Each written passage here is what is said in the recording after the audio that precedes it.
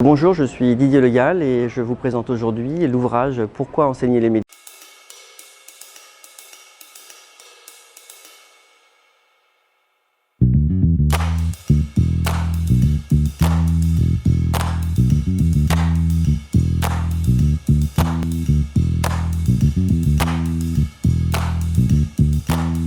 Éduquer aux médias, c'est un travail qui, à mon avis, demande du temps. Plus on commence tôt, plus on comprend comment ça fonctionne et mieux on peut les utiliser et mieux on peut vivre en tant que citoyen dans notre société actuelle.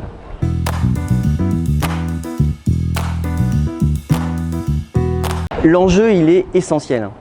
Il est essentiel parce que finalement notre démarche ne se réduit pas à une démarche pédagogique. Comme j'ai l'occasion de le dire, notre démarche elle est à la fois pédagogique mais elle est surtout citoyenne.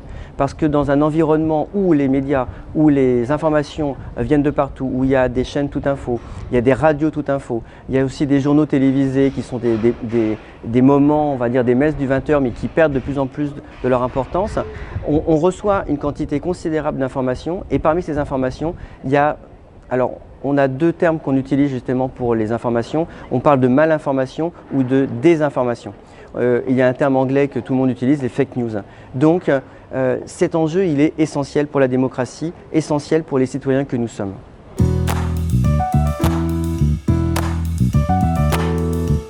Il apparaît quand même qu'il est très difficile actuellement, donc en 2019, de pouvoir faire le tri entre une vraie information, une fausse information et actuellement il y a aussi un autre problème, et les journalistes eux-mêmes le disent, de malinformation.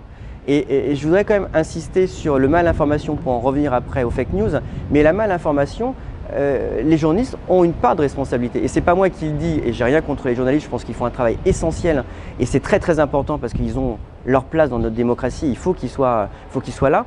Mais la malinformation, c'est finalement faire de l'information ou diffuser une information assis sur son fauteuil, devant un bureau et ne pas sortir de sa rédaction.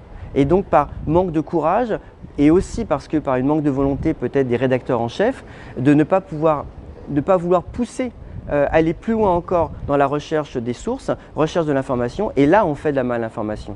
Et vient se greffer avec la malinformation la fake news, cette désinformation voulue, réfléchie par ceux qui diffusent pour parasiter le ressenti, ou pour parasiter finalement ce que les citoyens pourraient avoir comme information.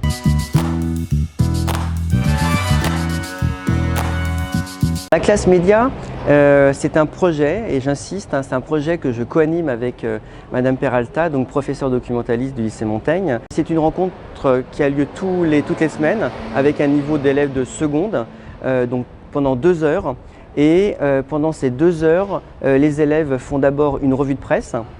Donc on essaie de parler de l'actualité, on essaie d'avoir un regard critique sur l'actualité, sur les informations qui nous parviennent.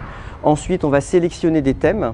Et ces thèmes, les élèves vont en profiter pour écrire eux-mêmes des articles. Donc on va diversifier les sources, ils vont aller regarder sur les différents médias, et à partir de là, donc, ils vont rédiger. Et on va dire le point d'orgue de cette classe média, c'est justement le blog, qui est la réalisation concrète où les élèves sont très fiers d'avoir leurs articles publiés.